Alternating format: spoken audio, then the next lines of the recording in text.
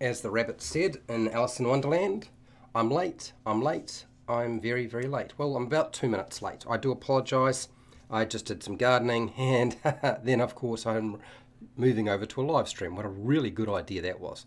I don't think it was a very good idea. I do apologise. But fortunately, we are going to get on with the topic. And for today, we're going to talk about personalising spells. Anyway, so I'll do my sound check. Right now, for those of you who are watching, I'm going to put the start time for this video or live stream down in the description once YouTube publishes it as a high definition version, or they just never get around to it and too much time has passed and I'm getting sick of waiting. That's my intention. If you want to get access to the live streams so you can watch them later, because they will stay public, but I will make them unlisted eventually. But if you want to make sure you get access to live streams later on, if you can't stick around, the best way is to subscribe, hit the bell button, turn on notifications, or if you are a patron, you can get access to my live streams by being a patron. I always give access to my live streams to my patrons, and including the notes that I produce for all of my live streams and some other material as well. I'm actually going through a backlog of older videos, and I'm working a lot on the content from, let's say, basically the Lost Mine of Phandelver. There's a lot of content from the Lost Mine of Phandelver, so I am definitely going through that. Okay? All right. I'm just going to make some adjustments. Something suddenly just fell apart in my office, so I'm going to just make adjustments. I'm not gone, but I will keep talking while I do this, and you're wondering what's going on. It's all right. Okay, so if you haven't been part of my live streams before, normally what happens is I will present everything first using my notes, and I'll use some slides, and then we'll come back to the webcam and at the end and we'll do some Q&A, so you will see my face eventually. It just makes it easier for me to present everything. I have about 2.5 pages of notes, and I'm going to do this back to front today for those of you who are wondering. So that means you will get to see what's actually in the book, but I'm going to go with the summary rather than conclusion today. So that's usually how I operate in terms of my live streams. Okay. All right. You're probably wondering what was going on there, but I had to climb up onto my desk and make some adjustments. It's very hot in my office, which means that you can probably hear the fan from my computer. And I thought you didn't really want to see the view of my crotch as I was making adjustments, so that's what was going on there. So I do apologize for that. Okay, sound is good. We'll get rid of that. Hi Matt, how's it going? Hi F Hubba, how's it going? We've got Paul, how's it going? And we've got Overboard Dem, how's it going? And Dave's here, how's it going, mate? All right, cool. Right, let's get into the topic, because that's why you're here, and we're going to discuss the topic of personalizing smells.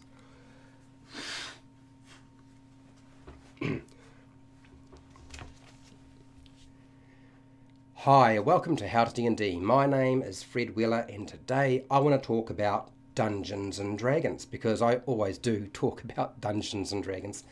The topic for today is personalizing your spells in Tasha's Cauldron of Everything. It's not something that everybody comes across, but it does come up, and I thought it was a decent topic to discuss. So what I'm going to do is I'm going to go back to front. I will provide you with a summary and conclusion first on the topic. Then I'm going to show you everything, and then I'm going to discuss personalizing spells in Tasha's as we go, and I show you the content. So where is this stuff? You're going to find it on page 116 to 117 of Tasha's Cauldron of Everything. It's less than a page. Don't get too excited, okay? But it still addresses some interesting things, and I thought it was worth actually discussing. So Wizards of the Coast have given you permission to alter how spells look when they are cast. Yippee. Okay, all right. So I know a lot of people are thinking, well, I don't really need permission. Do they need to actually give me permission? But there is probably a reason behind this, and you'll understand as I go through. Personally, I think most dungeon masters will generally allow cosmetic changes to a spell without there being anything in an official Dungeons & Dragons book. But I'm also completely sure there are exceptions to that. So that's probably a good reason to actually put it in a book, just because there will be exceptions. And those exceptions will probably fall into Dungeons & Dragons Adventurers League. Changing the cosmetic appearance of spells might seem like a pointless or exercise or a waste of space in a book, but I like it myself, and I think many people enjoy doing it. So that's why they've gone and put it here. And actually it addresses some other stuff that comes up. As I've run public games before, personalizing spells does actually pop up from time to time. It requires creativity, imagination to think about how magic spells will manifest in a Dungeons & Dragons game. I actually like that aspect of the game, that creative side where players are actually willing to tell you what their magic looks like, rather than say, I cast Fireball, I'm rolling, and they roll some dice and that's it. The great thing is that anyone can do this if they set their mind to it, and it requires no special mechanics, apparently. But there aren't really any special mechanics behind it. It probably requires a little bit of guidance, but that's about it. A wide range of examples are provided and ideas for players who might not understand the intention behind personalizing spells or struggle with creating their own distinctive spell appearances. Nice. Thank the gods, though, and I am thanking the gods, thank the gods they created distinctive themes, or a way of creating distinctive themes for Dungeons & Dragons 5e and their spells, and there's no more feats required. Unlike Dungeons & Dragons 3.5, where there was actually a feat for customizing your spells in this way. And I know somebody's like, are you kidding me? And I'm serious, there was. The designers have stipulated two important mechanical limitations and restrictions to personalizing spells for players who probably were looking for a loophole. Not every player is doing this, but often you might come across this. I certainly have. Did there need to be any kind of mechanical effect or benefit to personalizing spells? I think that's probably one of the questions people have is, look, that section, there doesn't seem to be any mechanical benefit whatsoever. In my opinion, there doesn't need to be a mechanical benefit, okay? Frankly, right now, players' characters already have the kitchen sink. They don't really need anything more. Although I know there are players who really, always just want more. And that's understandable because their way of playing the game is slightly different to the way I would play the game and my view of it. And certainly it's hard to explain to players that if you give them everything, it's not healthy for the game they're playing. And they'll never understand that until it's too late, unfortunately. Anyway, that's beside the point. That is my personal view. Now, Deborah Ann Wold personalised her spells while playing in Critical Role. And I don't know if anybody ever watched that particular episode, but it left a significant impression on the people there. And I thought that was quite interesting because I have come across it before. So what was the big deal? And she did a very good job of it. I mean, frankly, as far as I'm concerned, she did a brilliant job of actually personalizing the spells that she was using. And she did the one thing that a lot of players don't do, and that is she did not say, does my spell now have this mechanical effect to it? Does it do this type of damage instead? She did nothing like that.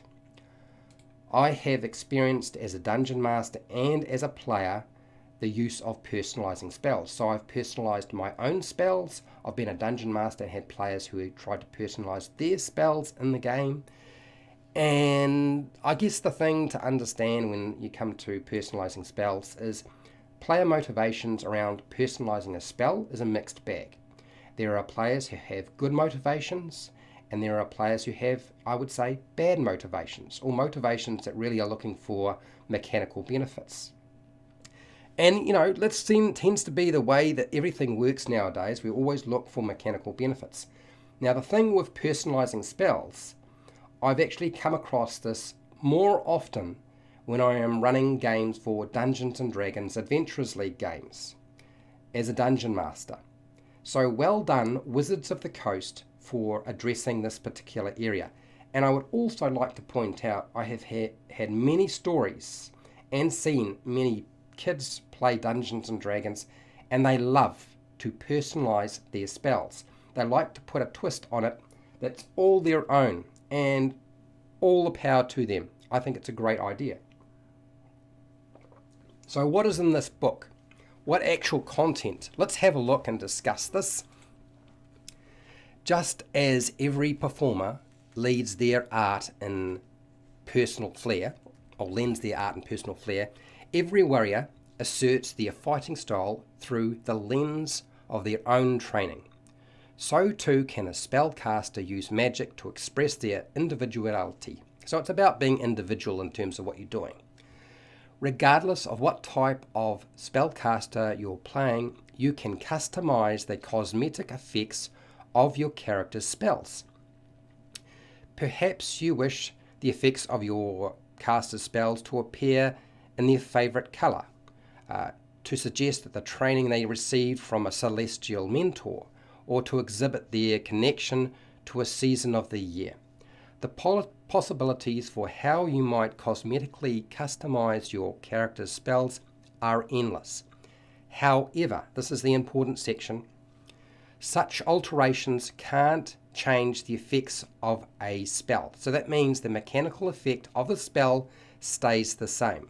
You cannot go and personalize the spells and essentially try to make a completely new spell.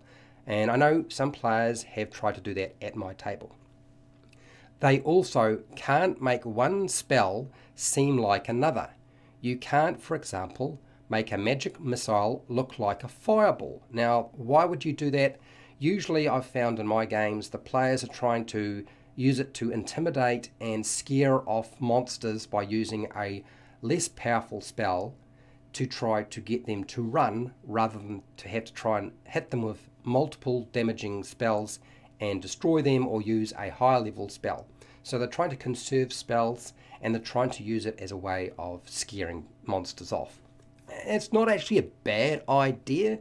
I guess the problem is that the motivation is not completely pure behind it. So therefore, those two restrictions are actually really important and will be really useful for people running Dungeons and Dragons Adventurers League games. Now, if you don't run these sorts of games, they have now answered those two questions you had to sort of mull through, because these are the things that players will present to you. Now, as a player, if you're doing this, if you're looking for those two mechanical benefits, please don't do that, okay? Because it isn't kosher. You know, it's not the sort of thing you do. It's not about, well, I'll just see if I can get away with it. You know, there's a lot of leeway given to you, a player, when you're playing with Dungeon Masters, and I wouldn't abuse that if I were you. When customizing your spellcaster's magic, consider developing a theme. Often the broader and more versatile, the better. You may describe your caster's magic whenever you wish, particularly when it makes an interesting addition to the story. You may also use it to reinforce other choices you have made to your character, like making a bard's spells tied more closely to their favorite art form, or a cleric's spells themed around their deity. For example, the fireball of a wizard with a fondness for storms might erupt like a burning cloud or a burst of red lightning without affecting the spell's damage types. In other words, it's not doing lightning damage, it's still doing fire damage, it just looks like this. While the same wizard's haste spell might be lamind the target in a faint thunderhead or thunderheads of some kind. So it doesn't have to be they sparkle, or if you're talking about fairy fire, you could have them surrounded by butterflies for all you. It doesn't really matter. Okay. Alternatively, a cleric who serves a moon god might radiate faint moonlight around their hands when they cast Cure Wounds, or their shield of faith might surround the target with glimmering crescent moons. Further still, a druid could choose a cherry blossom theme for their magic, causing delicate branches and pink leaves to grow when they cast Entangle or Shillelagh, and their Fairy Fire spell could appear more like a wind-tossed petals than flames. So there's another way of sort of describing it. Now, here's a really good part of this whole section. The Magic Themes table offers just a few suggestions that might inspire you sort of how to sort of personalize your own character's spells. And I've got the table here, so we'll go through this and have a look at what we've got here. So at the very top we have page books, origami. So can you imagine suddenly a whole lot of origami animals floating around as you're casting your magic? Quills or ink, all accompanied by sort of the rustling sounds and library scents, something like that. Brine-scented shapes of sharks, jellyfish, octopi, or other sea creatures. Food or utensils that carry the scent of cuisine from the spellcaster's homeland. So if you're into cooking, that would be a good one. Rich copper scents accompanied by what appears to be the caster's own imbalanced humours. Well, you know, this seems a little odd, but I'll go with it. Bursts and strokes of watercolour painted by an invisible brush. In fact, you could even include the brush as part of the spell cosmetic. So you might, everything that you do with your magic might have a brush involved. So I like this, somebody who's into art. Transparent weapons, armour, miniature war machines, and phantom soldiers. They may be the theme for your spells. Golden rays that carry the faint warmth and hint of a, what's that? A wind-blown sand. I don't know really where that's coming from. I guess that's themed around the idea of a desert. Rowdy barnyard animals accompanied by warm scents from a stable or something like that. I guess it's an animal theme that's not sea-based in this case, or farm animals as such. Manifestations of deep emotions like the faint shackles of melancholy. I mean, all of these seem pretty good to me. The last one, tiny, whimsical, or fearsome beings from the spellcaster's inescapable recurring dreams. That's quite odd and certainly very interesting, particularly if you have a character that has a lot of baggage, and that's probably what's going on here. There's a lot of baggage being carried around. So I actually like all of the things that they have included in Tasha's Cauldron of Everything with regard to personalizing spells. Could there have been more? Obviously there could have been more, but I think there's enough to get you started, particularly if you're just starting out, and as you're more experienced you'll develop more ideas. So if you found this video useful and helpful, fantastic. I actually have a series of videos on Tasha's Cauldron of Everything for players and how to sort of use the subclasses, and on the Dungeon Master tools. So you're welcome to go and check that out. If you're not interested in Tasha's, that's fine. I have hundreds of videos for players and Dungeon Masters covering every aspect of Dungeons and Dragons. If you want to support the channel so I keep doing content like this, you can do that by supporting me through Patreon, the Amazon affiliate links down in the description, the merchandise shelf underneath my videos, or just watch my videos, that's fine. And hey, do all the normal YouTube things that people ask you to do. Share, like, subscribe, hit the bell button to be notified when I go live and when I publish new videos. And hey, till next time, keep rolling those 20s.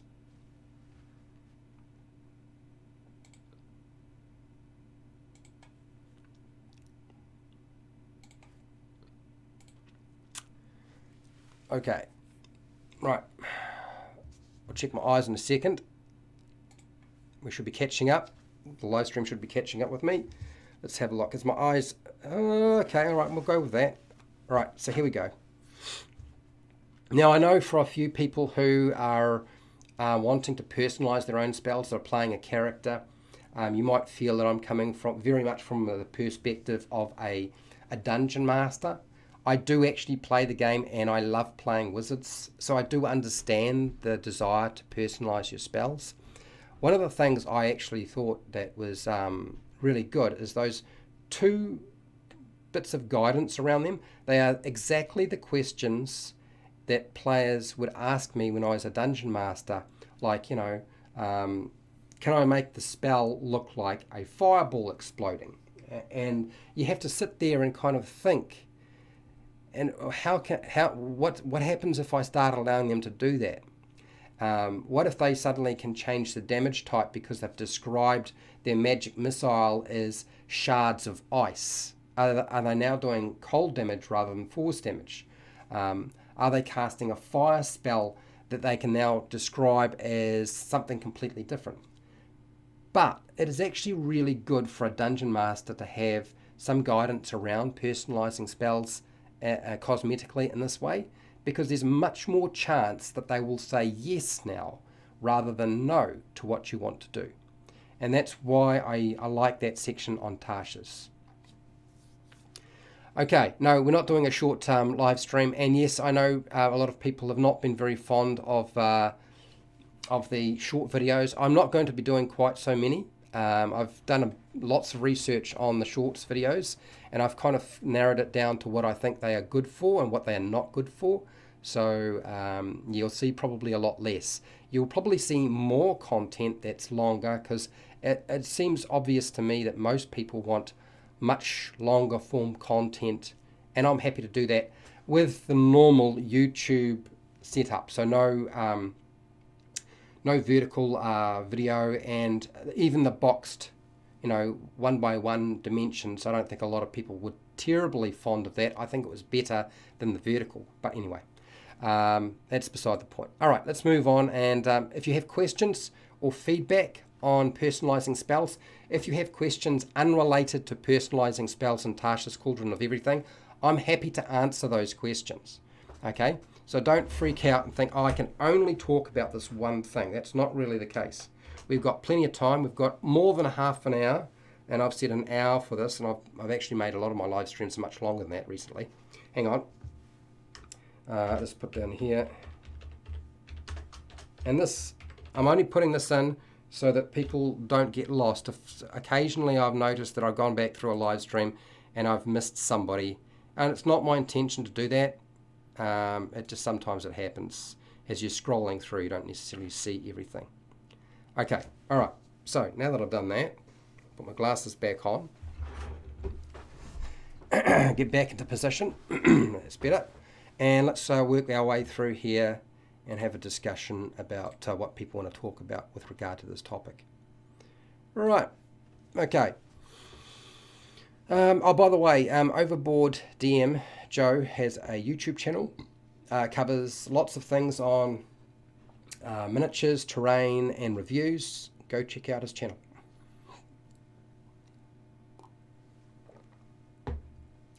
Okay, all right, working our way through here. Paul, hi Paul, how's it going? Now, well, look, see, here's the thing. When it comes to players describing their magic or anything their character does, I only ever really describe to players what my monsters are doing, or the effect they have on my monster. I very rarely go and step on their toes and describe how they swing their sword, or if they're a monk, how they throw a punch or kick, or what sort of body part is landing on the target when it comes to being narrative. When it comes to spells, I'm exactly the same way. If the players want to describe their spell and make some alterations cosmetically, I'm fine with that. That's all good. But I'm not going to do that for them. And I'm not going to insist that they need to describe the fact that they're getting out bat poo or guano for their fireball or anything like that. That's up to them. If they want to do that, that's great. As a dungeon master, when I'm playing my NPCs and monsters, I'm going to do that. As a player, I do like to actually use the components when I'm talking about the spells I cast. But that's personal preference, That's just how I see it. Okay. like Cartman and his lightning bolt spell.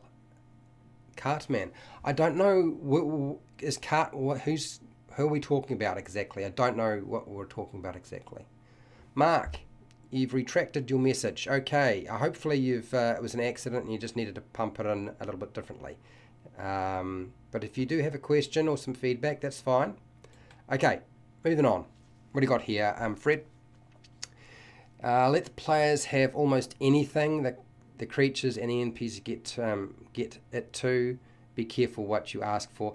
Yeah, look, like anything, I don't really see the idea of personalizing spells as being a big deal. I think we don't want to make a molehill out of something that's so small. Okay, all it requires is those two little bits of guidance around personalizing spells, and players can do it, and dungeon masters can adjudicate it, and it's all done, and it's all good.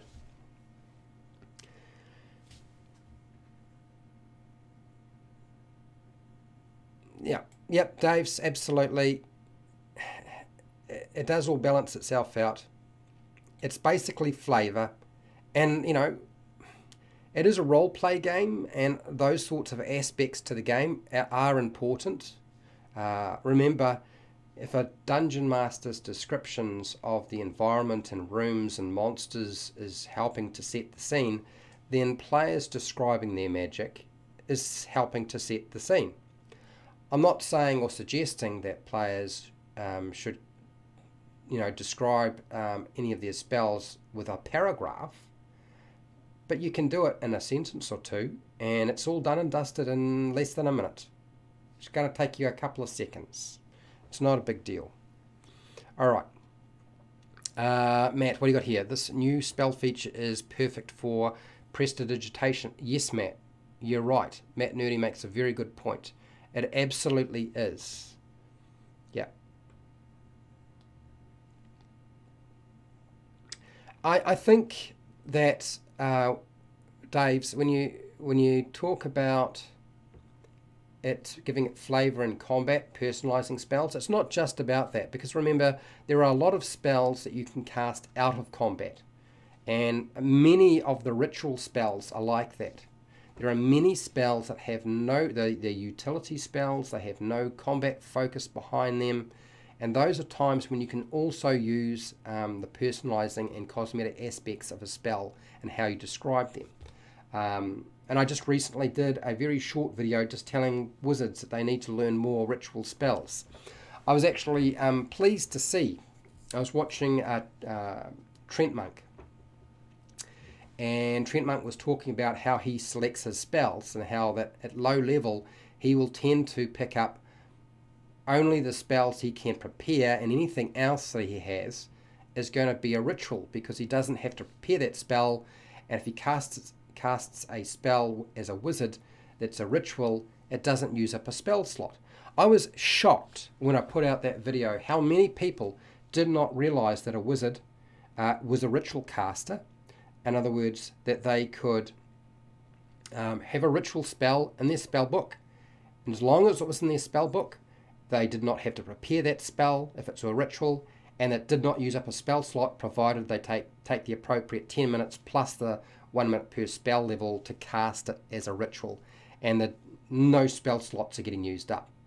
It's a no-brainer. It's what people should be doing. I was kind of shocked that people didn't realize that was the case.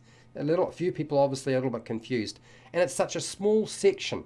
It's like a sentence or two on ritual casting for wizards, and don't miss that section. It's important. Okay, let's move on through here. What have you done here, Dave? Something I've done before anyway. Okay. Praising cleric with a blue owl form as a guiding bolt. So you use a blue owl as your guiding bolt. Okay, all right. What else you got here? RPG Music Maker. How's it going? How's it going, Travis? Okay. Yeah, well, absolutely. And that's actually a pretty good point, mate. Dave's makes a good point that when you're using a magic item and it has a magical effect, then absolutely you can describe, if you are the player using it, how it looks.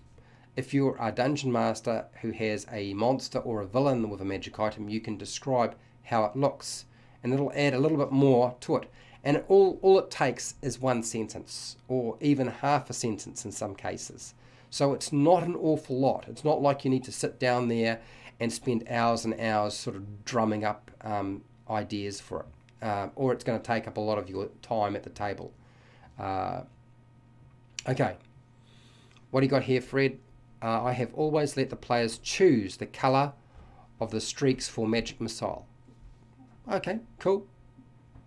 I've seen people hurl jelly beans. In fact, I made a magic wand, a custom homebrew wand that shot jelly beans at people. I think as a product of seeing somebody describe how their magic was all sweets or confectionery. So every time they used magic, there was some sort of sweet or dessert involved. So I created this wand, which was basically a magic missile wand, but I called it the jelly bean wand, and it used to fire jelly beans and do force damage. Yeah. Okay. So yeah, I'm prone to doing odd things from time to time. I'm aware of that. If you turn magic missile into ice, you might as well use ice knife. Well, yeah, that's right. I suppose that's true. Unless, of course, now here's the thing: if you can't get access to that spell, if you're a class that can't get access to ice knife, then there's probably a reason why they're trying to do that. I know that there used to be feats where you could change the damage type of any spell that was evocation. And I believe there is still something like that, but it's not nearly as powerful as it used to be in 3.5 and Pathfinder. And that used to sort of break the game, essentially, because you could cast Fireball and you could change the damage type from fire to ice or acid, poison, whatever you wanted. To get around all of the damage resistances, immunities, and that monsters had in 3.5. And, if you had this sort of thing in Dungeons & Dragons 5e, and to the same extent, it would really change the game an awful lot.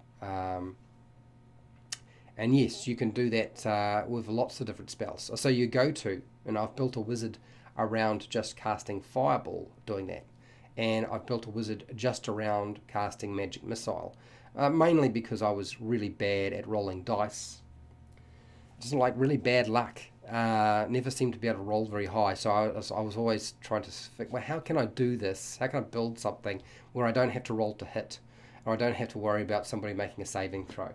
And if I can do that and I only have to roll damage, then I've eliminated one of the hassles of the dice that used to torment me. Jankovic, how's it going? I like describing my spells because I'm... What? Irritated with its magic. Alright. Irritated? Really? I don't quite get it. Okay, sure. Cartman in South Park. Okay.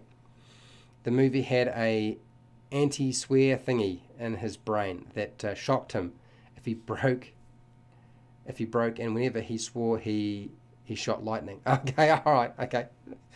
I don't really watch South Park, but it was never really my thing. But good to know. Hence Thematic component. All right, I got it. Big Kid, it's been a while, Big Kid. Welcome. Different players like different levels of my description on top. Yeah. Whatever the players is comfortable with. Yeah, absolutely. Everybody has a different level of comfortability. Okay, Mark, what do you got here? You like how in Ravenloft, Mage Hand has been described as being a skeletal character or a skeletal form, setting its influencing a PC's magic. Kind of cool, in my opinion. Yes, you're right. So that's a really good example of customizing magic.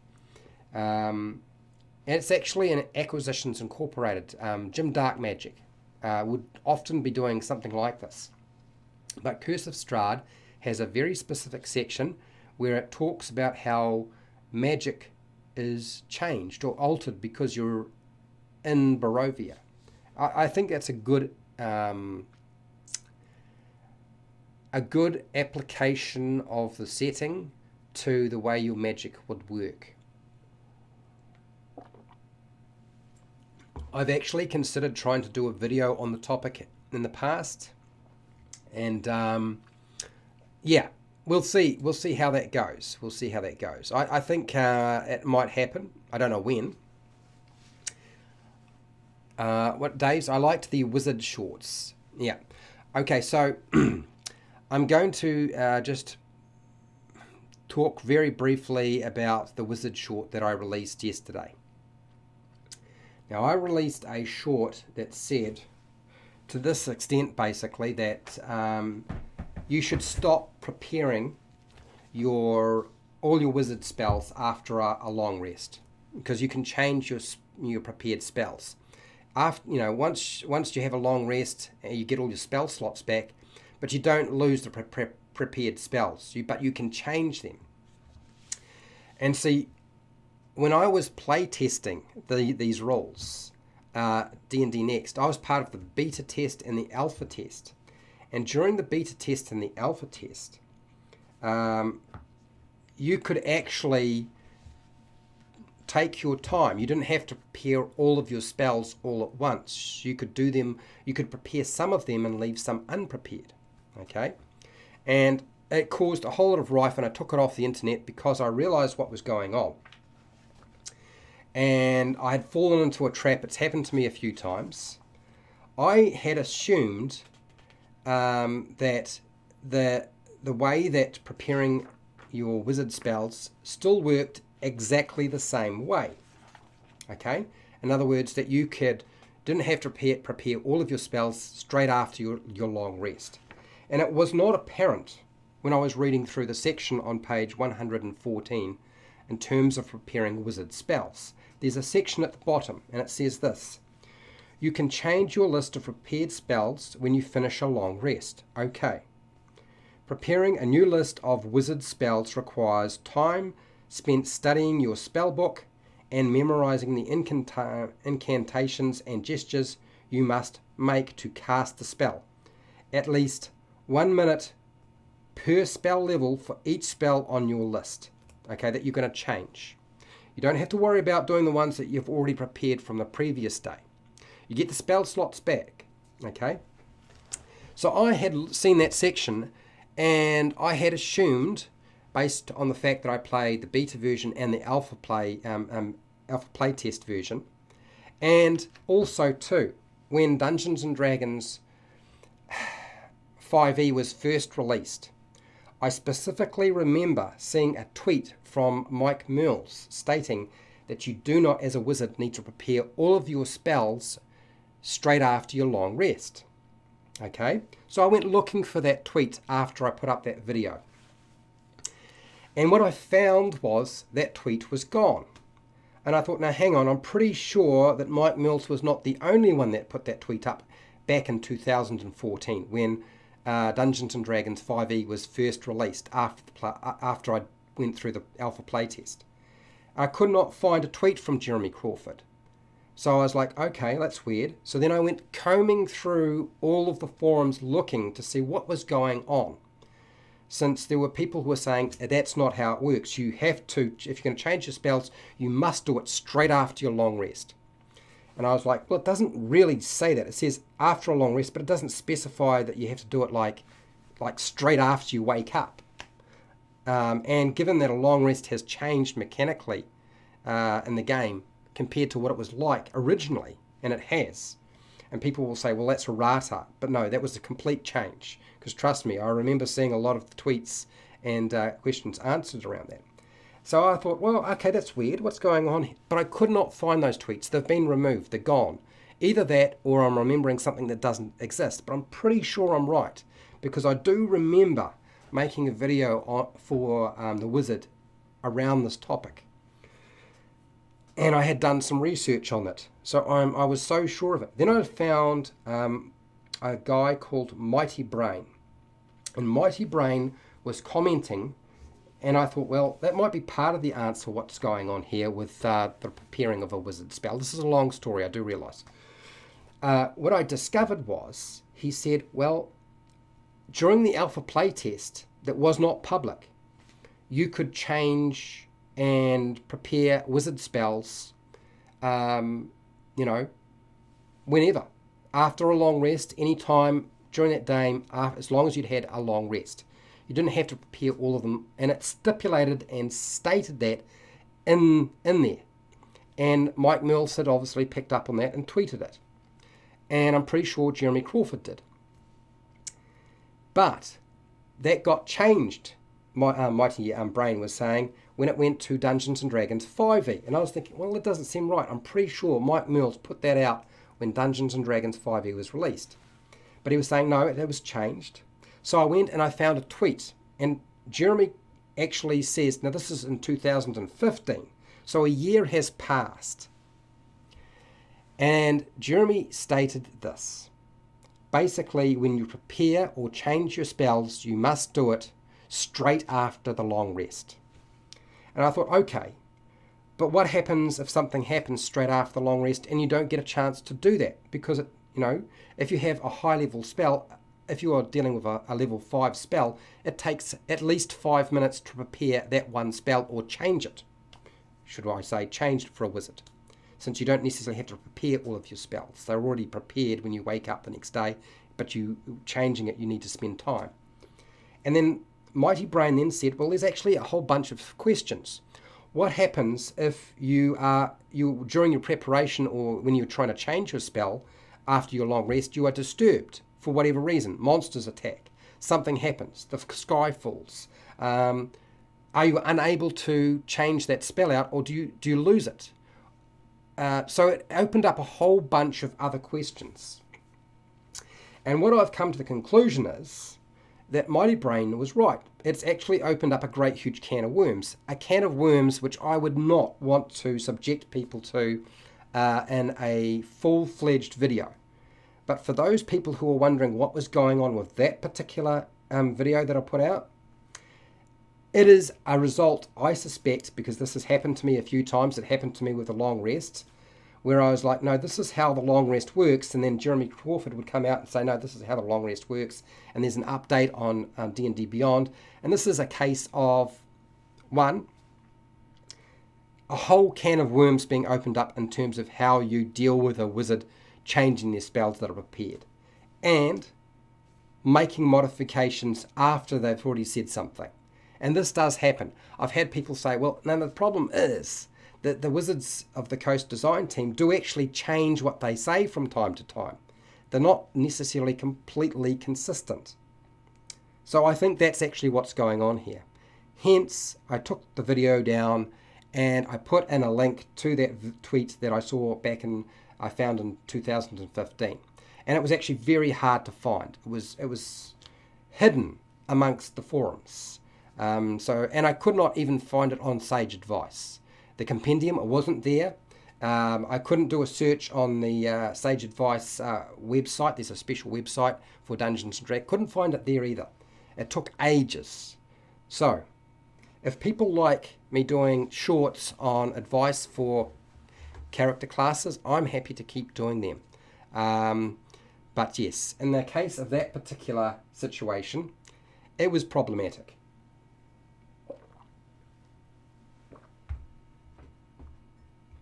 Okay, I just had a rant unrelated to the topic today. Okay, let's go through here and have a look at what people have to say. Bamboo. Bamboo, how's it going, Bamboo? Fungal. Yep, druid spells that have a fungal skin, cure wounds. I touch you and... Ah, dear. Yes. That does seem odd. Like fungal as in mushrooms? Possibly. What do you got here, Gentific? Healing word, the caster screams so loud on downed characters that he wakes up just because of that. Okay, I get it. So you're not adding a visual aspect, you're adding a sound aspect to it. Yeah, it's a pretty harsh word of healing. Absolutely. Hi, Poker. How's it going? A custom spell and Tasha flavoring integration sounds possible. Yeah, look, I think that section isn't really about customizing spells. I think what you've got to understand that what they're talking about in Tasha's Cauldron of Everything is they're talking about personalizing the cosmetic aspects of a spell, not actually customizing and changing. We're not talking about home brewing a spell or making alterations to an existing spell. That's not really what the book is really talking about.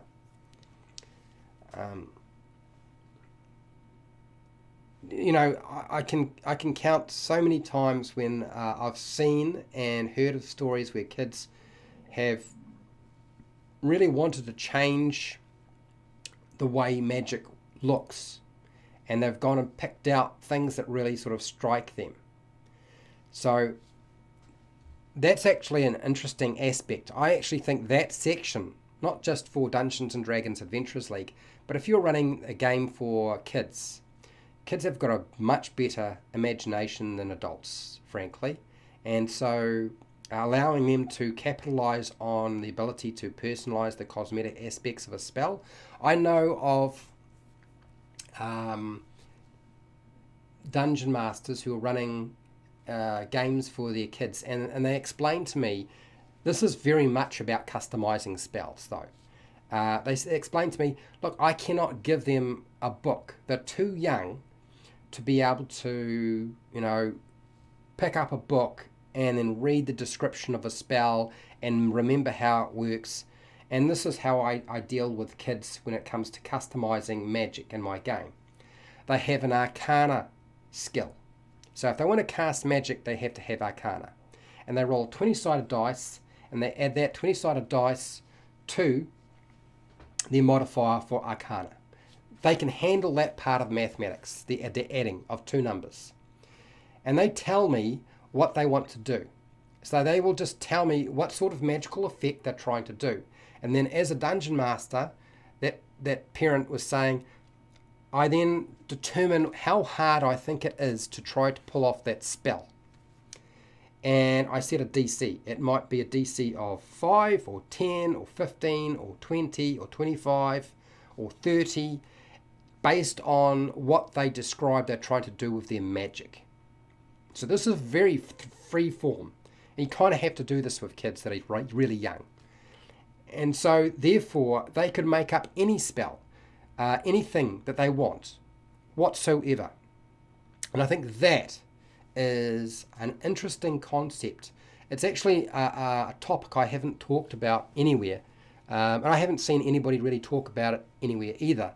With regard to, well, if you want to have a game which is far more free form and you're not having to worry about looking through pages and pages of descriptions of spells, and you don't want to really worry too much about the mechanical aspects of Dungeons and Dragons 5e, but you just want the sort of part of the mechanics, and you want more of the imagination and the creativity and the story aspect to it, then this is a good way to go.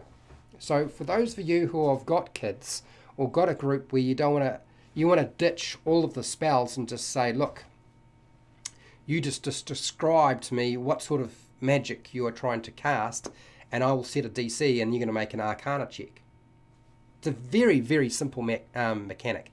When I talked to that parent, I was like, he's really thought about this very carefully. So yeah. And that's very much about customizing magic. I don't think you can customize magic any more than that. Okay, all right. So, making our way through here.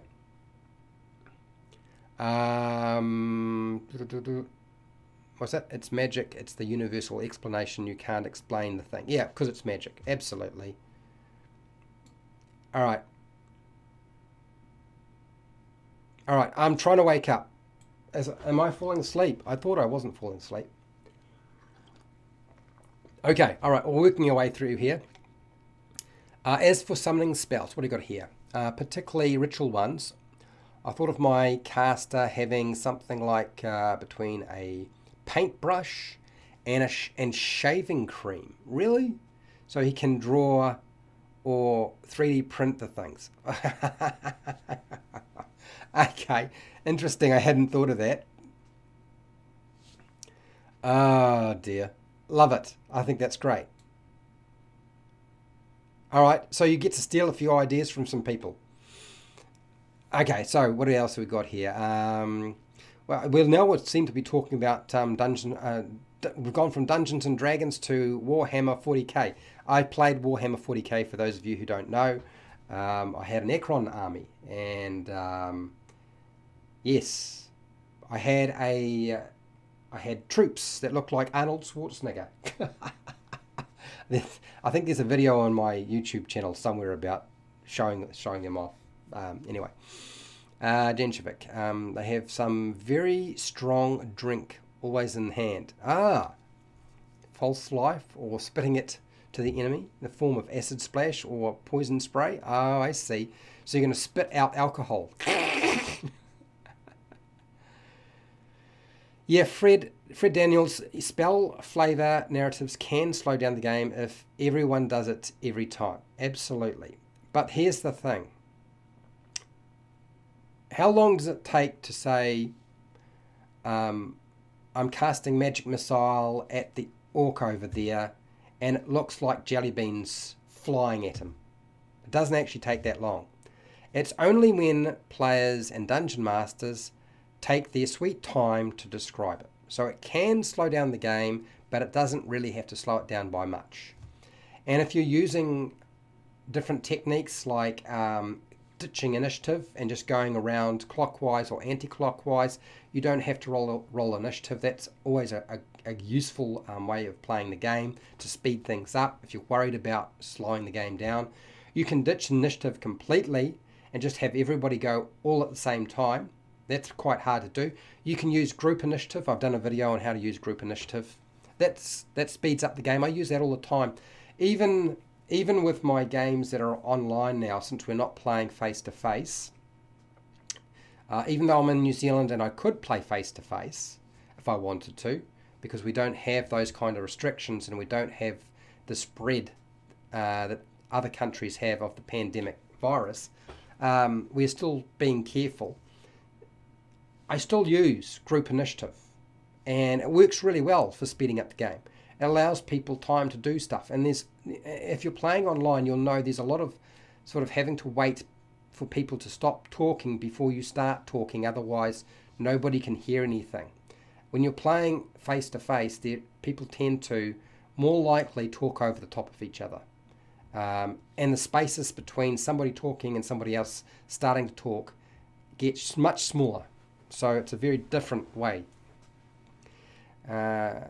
Generally, I describe it first and maybe second time so players and DMs know how my spell is cast. Fair enough. You don't have to keep saying the same, how it looks every single time. Absolutely. You see 3 streaks of fire fly at you. Use X uses. Yep.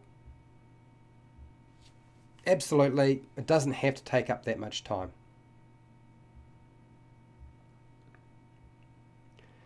All right, I think we're almost to the bottom here.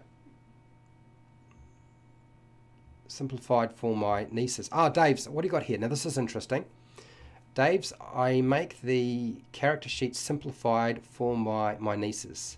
They can pick what they want to play. I give them a sheet and off we go. And indeed, freeform magic. Yes, now Dave's is doing exactly what, it sounds like he's doing exactly what this Dungeon Master described to me.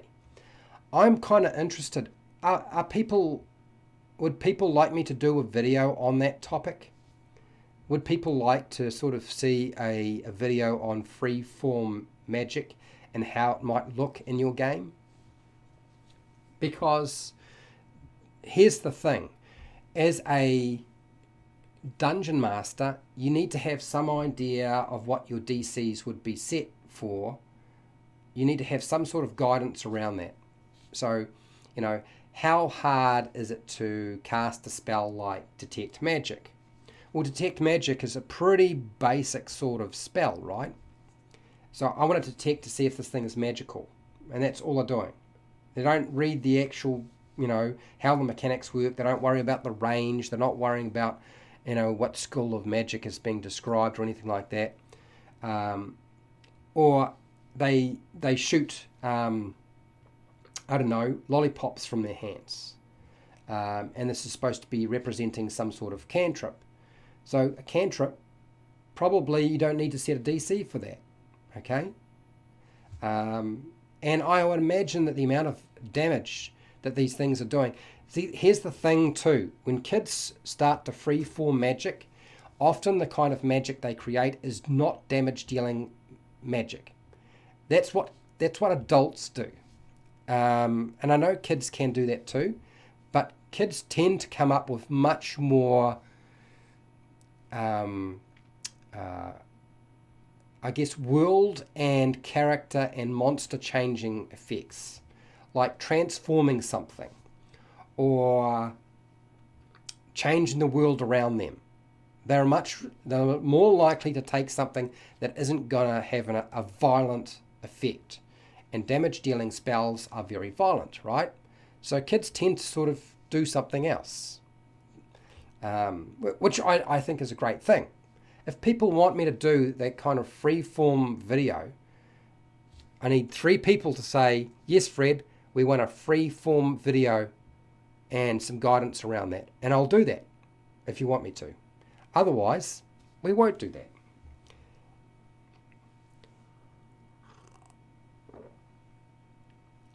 Oh, you got that idea, Gentrific. You got the 3D drawing thing idea from a cartoon. Yeah, there is a... I do remember a TV show that... is it the Magic Pencil? The Magic Pencil or Magic something? The Magic... I know that there's a video game where I think Mickey Mouse uses a paintbrush to create all of his magic. And that was drawn from another idea, from somebody else's idea. Overboard DM, I don't want that. Okay, you've made it clear. Well, we won't do that. Yes, Fred. Freeform video. A coat of fluff. All right, so I've got 1 vote. Freeform video and freeform magic video would be fun. So that's 2 votes for it. Okay. Oh dear, Joe, it looks like if I get 1 more, that might mean I have to do the video on that topic. Dear. All right, so what do you got here, Gentrific? And in my character builds, a magic stone is often used as ammunition for some fantasy-style primitive gun. Oh, really? Okay. I didn't realise. 3 votes. Dave's wants it. He's laughing. Yeah, you just did that just for the sake of doing that, didn't you? Okay. All right. I'll make the freeform video. Okay. I think it's probably more going to... I mean, it won't be that... Can you... No, you can't vote twice, F. Hubber. Fred, that is not on. I'm actually quite surprised that you have voted for that, because I would have thought you would have shut something like that down. I'm clearly incorrect in terms... And you've been on so many of my live streams. All right. But yeah, I would imagine that kind of video is going to look... a lot like what sort of DCs would be appropriate to the type of magic you're casting, and to give you some examples so you can make some sort of assessments when somebody describes something you don't know what to do with, because there's a lot of DM fiat going to be required with something like that. So yeah, I'll put something together, and I don't know when I'll present it, but since I'm always looking for new ideas for videos, seems like a good one, and I don't feel like it would destroy my life in any major way in terms of meaning I don't sleep or I can't get the work and I need to get done. A mana point system. You're viewing it like a mana point system. I would be taking existing mechanics from Dungeons and Dragons 5e. So I guess I may learn from the video. Yes.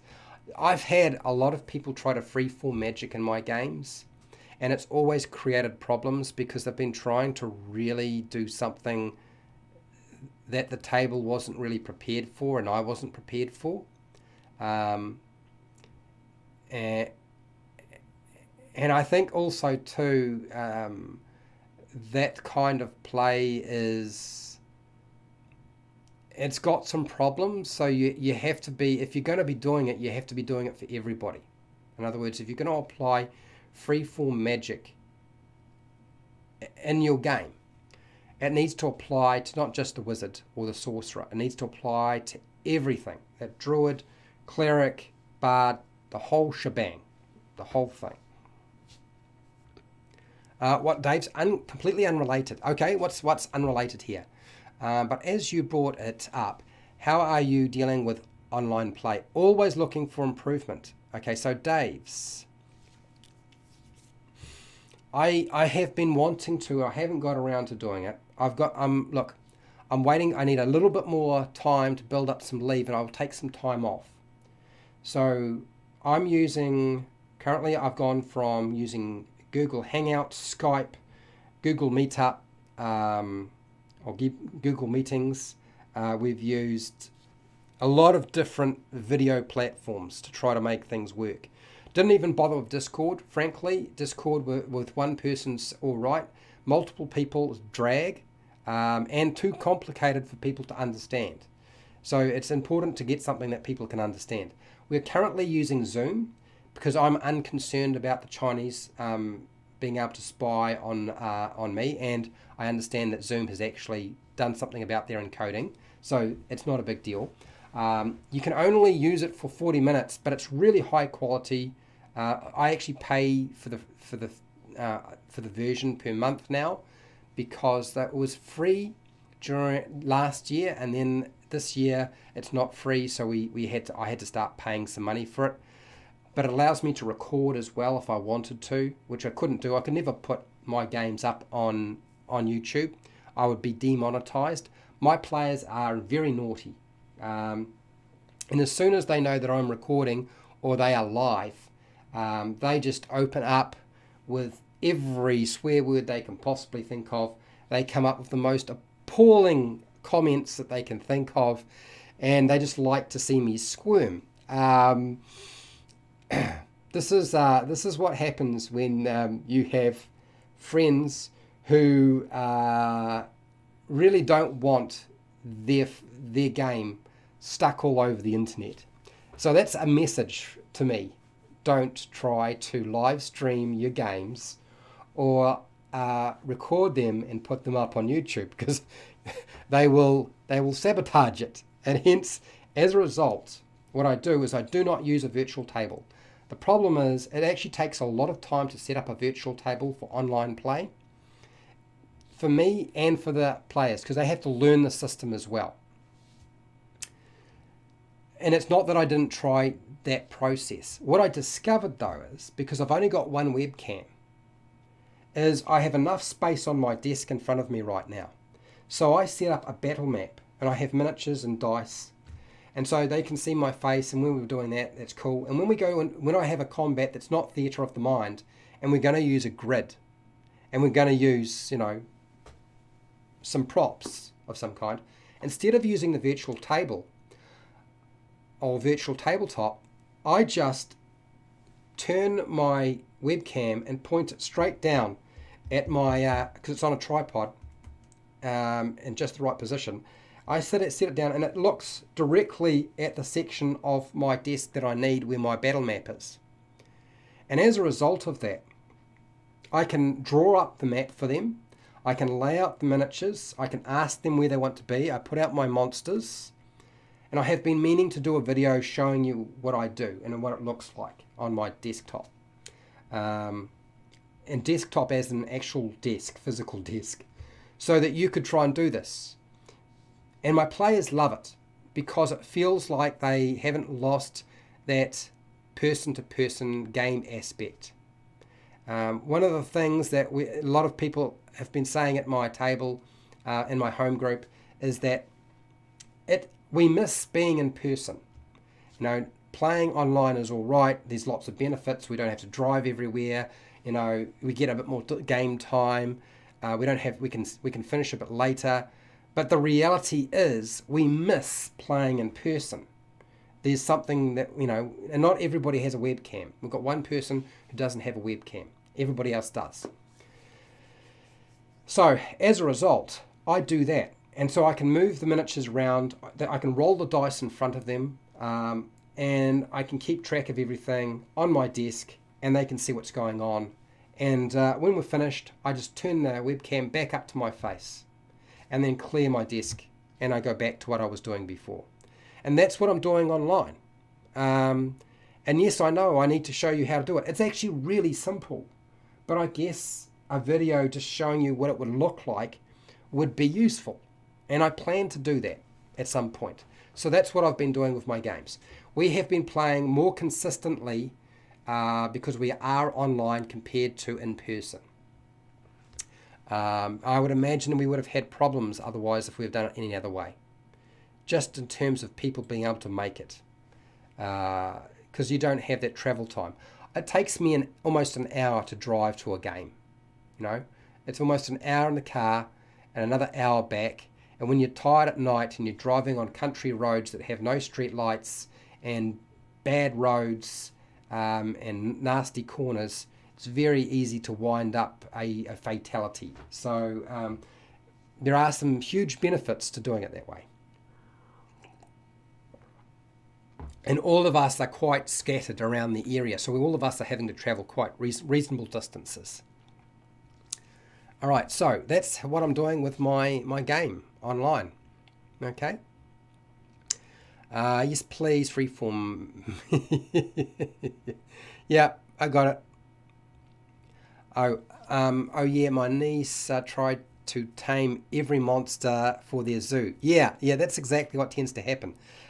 Every monster is considered a pet. Yeah, and scare away the baddies, the bad ones, with illusions. Absolutely. Yes. Yeah, it's not... Dave points out a really good thing. It's one of the things that I love about kids when they play the game, and it's a shame that Dungeons & Dragons 5e is still too complex for a lot of younger players.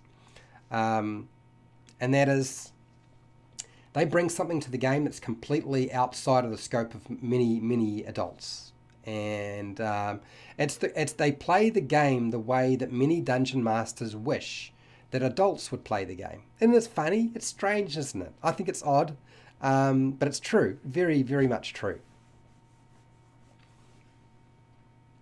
Okay, moving our way through here.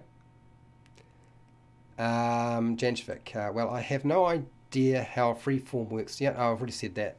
Mana point system is using sorcerer's metamagic points when a sorcerer transforms them into spell slots. 2 points, yeah. I think the thing is with a sorcerer and a wizard that if you were going to do freeform magic for a sorcerer's magic wouldn't be coming from a spell book. And I think that trying to nail down a wizard to having a spell book and making sure they always write every single spell in their book before they actually cast it is going to create a lot of problems. So we'll go across it. Yeah, in an adult game, freeform needs a lot of restrictions to cause. Yeah, otherwise, yeah, in an adult game it would be abused. Absolutely, you're absolutely right. But I feel like there are probably ways of dealing with this. And remember, I don't think the freeform magic game is the game for adults who are mechanically minded. This is the kind of game that you would use where you're playing online using theatre of the mind, and you're not using miniatures, you're not using a virtual table, and picking up the player's handbook or checking the rules is not the big go-to.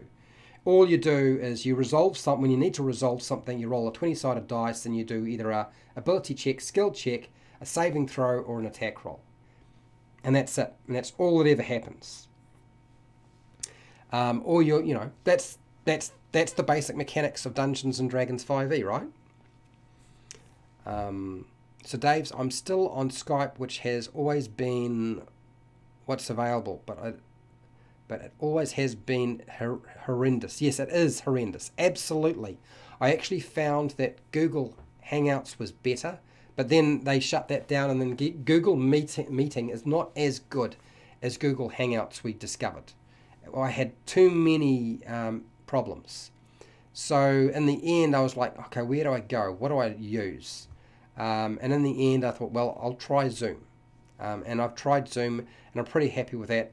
But you do have to pay for it. With Skype, you don't have to pay for. It's free, right? Yeah, finding an alternative that works for everybody.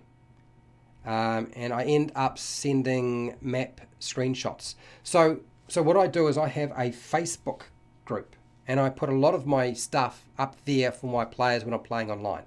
Okay, when I'm playing online, I use my Facebook group, and I use Zoom for the chat and the video, and running miniature battles.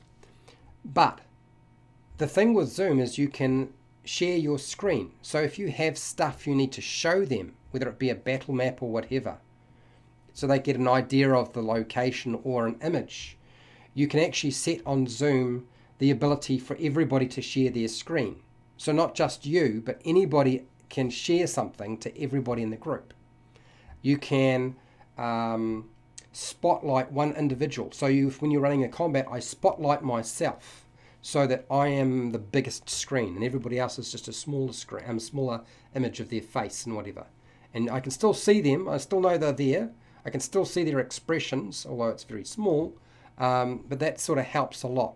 And I think if I lost the ability to see people, it would be extremely difficult to run games.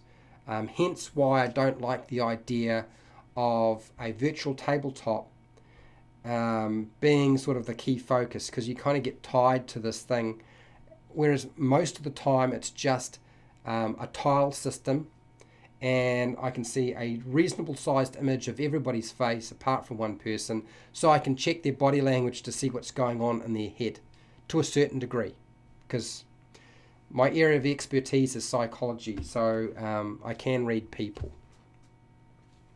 All right, so where are we? Matt, do a live stream of your campaign on Facebook till call it D&D After Dark. So here's the thing. Here's the other aspect to live streaming my campaign. And one, I can't do it on Facebook because, frankly, my players don't really want to be seen. And that's why they do what they do. And also, too, a lot of them think it's horrendously funny. I think the thing to remember is that just because I run a YouTube channel does not mean that the people that I interact with want to have that much to do with it. Frankly, they're not that keen on it. I actually have a Twitch channel that I was using for streaming live stuff. Now, the problem with streaming live any kind of content, whether it be Facebook or Twitch TV, is it puts an extra load on the internet, and I've got pretty good internet, but since everybody else's feeds coming from everywhere else are coming in at different rates, it would just turn into a horrible mess. So it's probably never going to happen. If you really want to see games that I've played, there is footage that I've cut, where I've tried to cut out as much of the really bad language as possible, but there's not a lot nowadays. Most of it is either hidden or deleted. Overboard DM, going to be playing my first game online next month with my Discord group. And Fred, I get to actually play a character. It's been 30 years. Joe, has it been 30 years since you've played a character? Oh my gosh, that must be a bit of a shock. It must be nice though to finally get a chance to play a character and somebody else is picking up the Dungeon Master mantle. I find it strange because almost everybody in my home group play characters and Dungeon Master. But then the people I'm playing with have been playing a long time, so we don't view people like that's a Dungeon Master and that's a player. There's no differentiation. When you play Dungeons and Dragons, you do both. Some of us do it more than others, depending on how comfortable we are and how often we want to do it. But everybody steps up to the plate. In fact, who would be the one who hasn't actually done it yet? It'd be Cajun.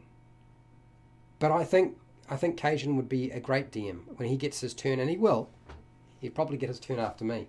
I'm the one currently doing it. So I'm running Dungeon of the Mad Mage, for those of you who don't know. We have completed the first level. We had a whole lot of problems. A few characters died. So it's been interesting. And I've had to learn how to change the game up for these guys. Because Gloomstalkers and multi-classing and all the other things they have available now make it very difficult for the monster manual to cope. The monster manual's really not equipped to deal with what they have available nowadays. What are you playing overboard? Congratulations. Yeah, what are you playing, mate?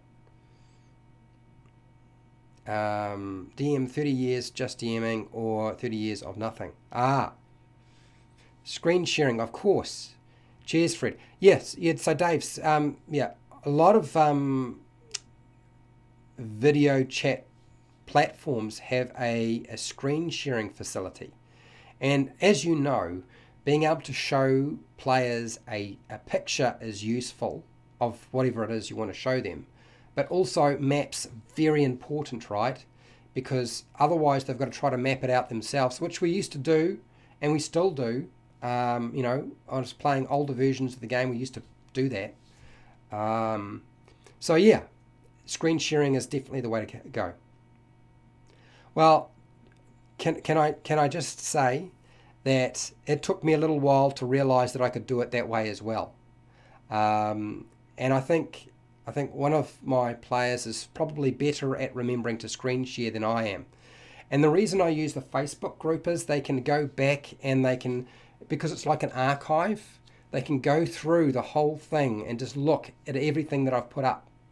So it gives them the opportunity to connive amongst themselves and plan things out, which I'm happy for them to do.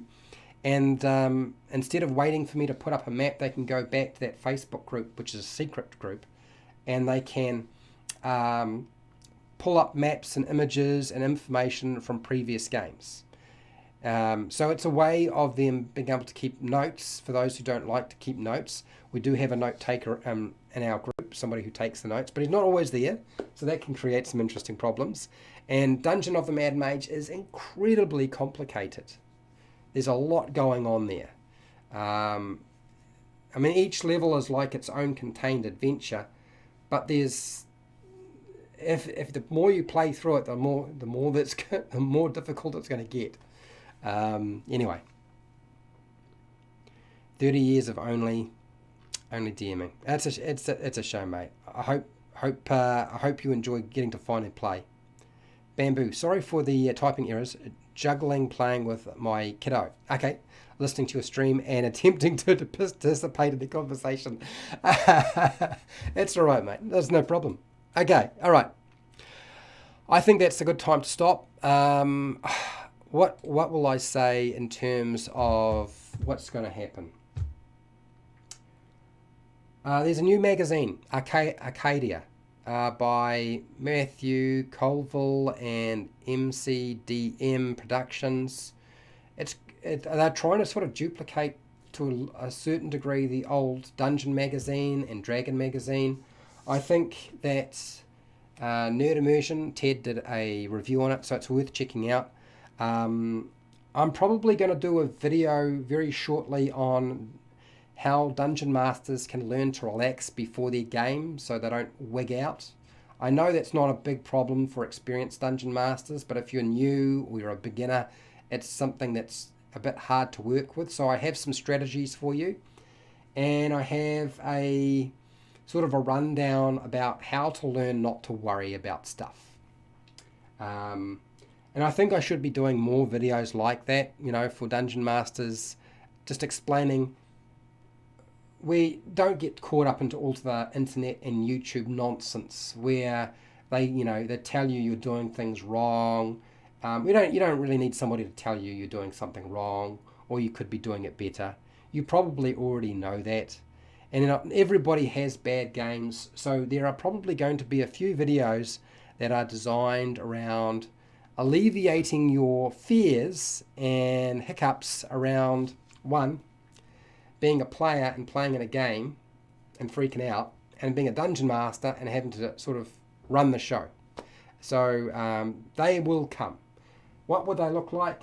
I will probably be at the beach, provided it doesn't rain, or on my deck, rather than in an office, which means birds, crickets, cicadas, airplanes, people talking, who knows what, maybe a lawnmower, who knows, something like that. Okay, all right, so we are well and truly done. I'm dusted, I'm tired, I need to go. So thank you for watching. Thank you to my patrons. You really have been hugely useful. Thank you to the people who keep coming back and watching my stuff. And I know there are a number of you who are very dedicated and you watch a lot of my content, even, you know, even the stuff that's not necessarily your cup of tea. So wherever you are in the world, whether it be the morning, the afternoon, the night, the early morning, please look after yourself, your family, and your friends. Be nice to your neighbours, and hey, till next time, keep rolling those 20s.